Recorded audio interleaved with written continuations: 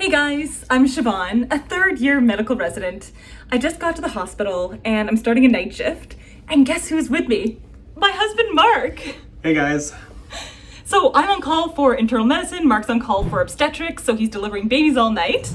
This is actually our first time on call together in the hospital. So it'll be interesting to see how it goes. Maybe we'll have a little bit of time in there to have dinner or just hang out. Oh, that would be so nice. Okay, this is gonna be great.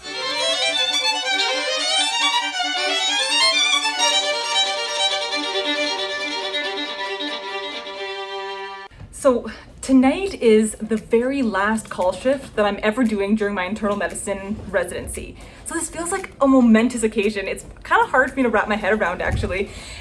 When you're watching this video, by the time it's published, I'll already be starting my residency to specialize in rheumatology.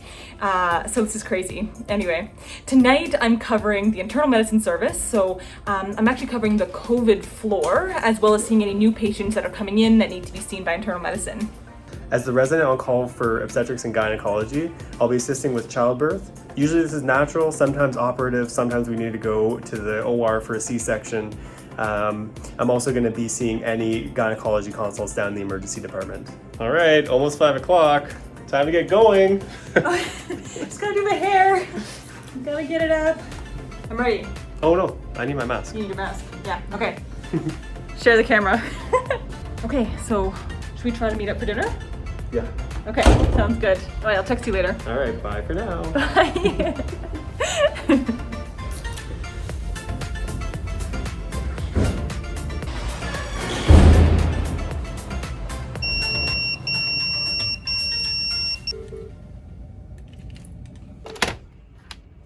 Oh, hi, this is Siobhan from internal medicine returning a page. Sounds good. Absolutely. Yeah, I'll be right down to see you. All right, thanks. Bye. Okay, so we've been asked to go and see 2 patients in the emergency department. The first is a patient with sickle cell disease who is coming in with a pain crisis. And the second is an elderly patient who is recently confused, has a fever, and was swabbed for coronavirus. You may think it looks like the emergency department is under construction, but these are actually temporary negative pressure rooms that were created for the coronavirus pandemic. When I walk in the room, I see a young woman who is clearly in pain. She was born with sickle cell disease, an inherited condition that affects her red blood cells. Healthy red blood cells are round, but in sickle cell disease, they can change shape and get stuck in small blood vessels. Cutting off blood supply like this is extremely painful. So we're going to start by checking her blood counts to see if she needs a blood transfusion, give her lots of fluids, and pain medications.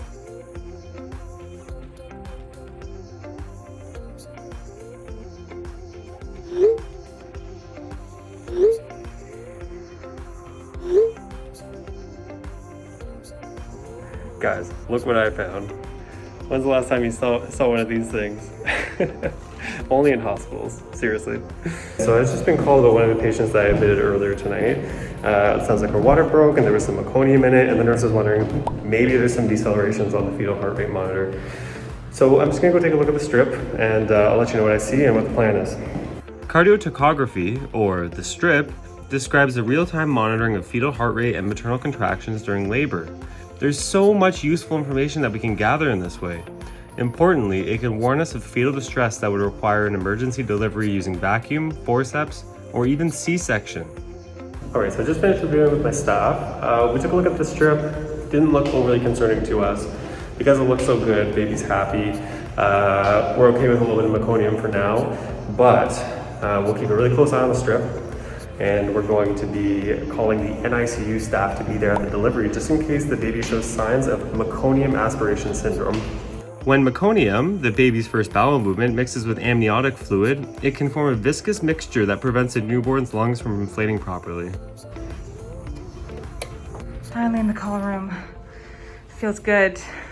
Okay, so as I was walking up here, my pager went off, so let's see what that is. Hi, this is Siobhan from internal medicine returning a page. Oh, okay. Yep, sounds good. No, I'll be right down. Okay, bye. It's a patient that's requiring about 100% oxygen right now. So I'm gonna head down and see this patient right away. Just walking into the room, it's clear the patient is struggling to breathe.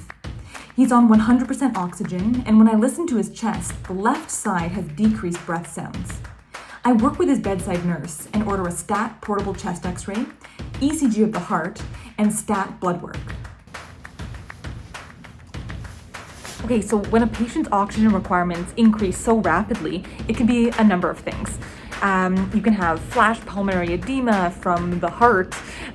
It could be a rapidly progressing pneumonia. It could be a collapsed lung. In this case, I think that it's an aspiration event. This patient's had a stroke in the past, so his swallowing isn't as good. And even the secretions from your mouth, if you're aspirating them, and certainly if you try to drink thin fluids, it can go down the wrong way. He can't clear those secretions, and you can get a severe aspiration. He's requiring the maximum amount of oxygen that we can give, and the next step would be intubating, so putting a tube down his throat, hooking him up to life support. Now, he's made it clear that he doesn't want that. So at this point, I'm really hoping that we can support him and get him through the night with antibiotics and support in terms of oxygen. But I'm gonna give his wife a call because I'm really worried about him. And even during coronavirus times, if someone is doing so poorly, we'll actually allow a visitor in. So I am gonna give her a call now. Attention all staff. Code pink, labor and delivery, room 403. Code pink is a medical emergency for a child, like code blues are for adults. I wonder if Mark's involved in that. Okay, go ahead.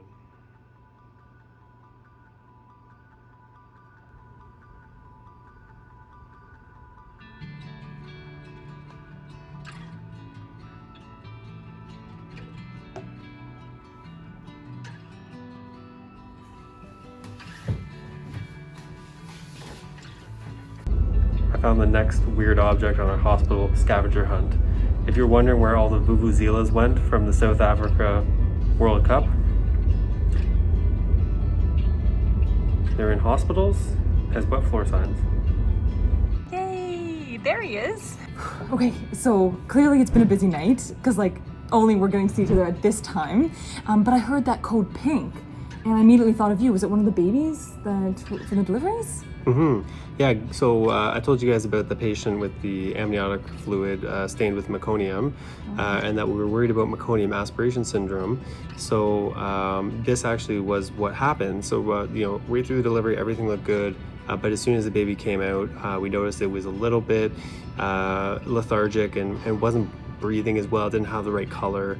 But fortunately, as I mentioned, we had called the NICU staff, so they're right there, they're ready to catch the baby. We clipped the cord really quickly, handed the baby over to the NICU staff, and in the meantime, craziest thing, then mom starts having quite a significant hemorrhage. Oh no. So we administered the appropriate medications, got that under control, and in the meantime, I heard the best sound we could ever possibly hear, which was this beautiful pink happy baby starting to cry. The pediatrician was just about to intubate, so good timing for the baby's part. And it was just so nice. I was over. We were taking care of mom, and I'm looking over, and baby's kind of giving me the side eye over from the little incubator over there, and everything worked out great. A couple minutes later, baby's back in mom's arms, and happy ending to a bit of a crazy story. Oh my gosh, that's amazing. Oh, sick babies. That is so hard for me, especially since I only see adults. That is terrifying.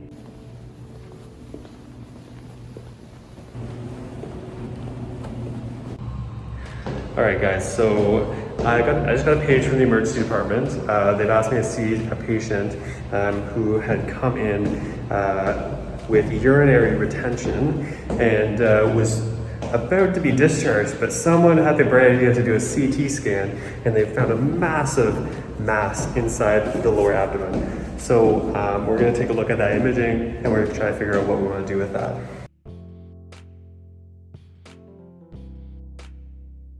All right, so I just discussed the case with my supervisor. On imaging, it looks like it's a cystic teratoma, and the plan is actually to take her straight to the operating room to first off see what's going on exactly, and then possibly actually remove the cyst. A teratoma is a type of tumor that contains multiple different types of tissue, sometimes including teeth and hair. This one doesn't look malignant, but we won't know for sure until the pathologists take a good close look at it.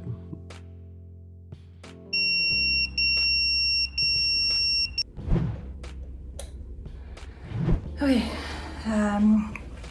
so I just got woken up by a page, and it's from the emergency department, so I'm just gonna call them now. Hi, it's Siobhan from internal medicine returning a page. Sure, no problem. Yeah, I'll be right down to see. Okay, thanks, bye.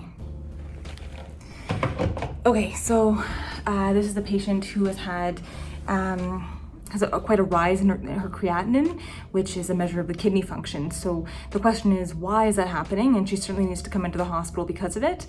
And we'll find out some more information once we're actually down there, talk to her and look at the blood work.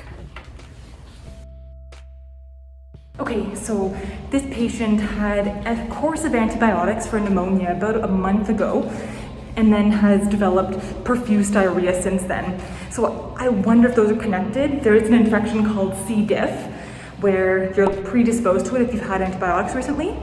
So we'll test for that. In the meantime, we're gonna give lots of IV fluids to try to rehydrate and help the kidney function. But as I'm going upstairs, I wanna check on that patient who had the aspiration and see how he's doing. Okay, so he's actually doing quite a lot better. Still on a lot of oxygen, but he's not breathing as heavily. I'm still really glad that his wife was able to come in and see him tonight. I think that makes a huge difference. It's still very much touch and go, and yeah, tough situation. It was nice to be able to talk to her just now. Okay, I don't know. I'm so nervous to say let's go to bed. I think we should go to sleep. I really have a feeling this is gonna be good.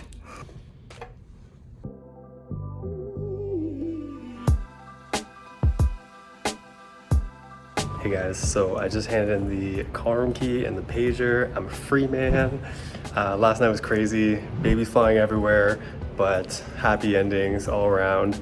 And I can't wait to get home, back into my bed. And I know Siobhan's gonna be handing over in a couple of hours, and then she'll be joining me then too. It was great sharing the shift with you, and till next time, bye for now. Wow, I feel so much better having gotten a little bit of sleep. I really hope that Mark got sleep. Oh my gosh, it's just kind of hitting me now. Like, yes, I need to hand over, but after that, I am done. I'm done my call shift. I'm done with my internal medicine residency. It is really not sunk in yet. I think I'm gonna have to do another video thinking about this because it is just crazy. My brain can't process it right now. It doesn't feel real. Yeah, so just like within days, I'm starting my rheumatology fellowship. Oh, this is so weird. It does not feel real. And I kind of miss it already. Like, I love internal medicine. Like, I definitely want to keep practicing internal medicine going forward, but wow, this is crazy. Okay, I feel like I'm not making sense. I'm too tired. Okay, this is wild. Anyway, if you guys want to see more videos like this, interested in seeing what the journey is going to be like in rheumatology, then be sure to subscribe, say hi in the comments below. I love hearing from you guys. And then otherwise, I'll be seeing you in the next video. So, bye for now.